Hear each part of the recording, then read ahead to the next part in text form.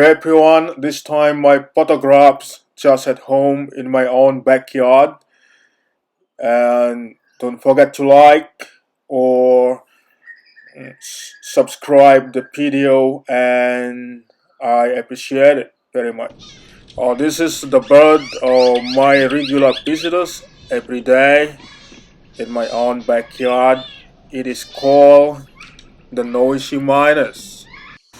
And this is the baby bird on the ground in my backyard garden. It is a beautiful bird. On the distribution of this bird, you can find this bird from northern Queensland along the eastern coast to South Australia and also in Tasmania.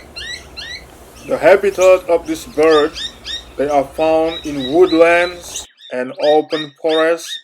They have also become well adapted to suburban situation and are common sight in the parks and gardens or even in your backyards.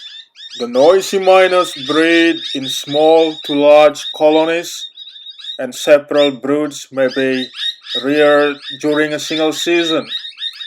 The female construct the nest and incubate the eggs alone, but both sexes will care for and feed the young birds. Thanks for watching, and see you next time on Ariasa Wildlife Photography.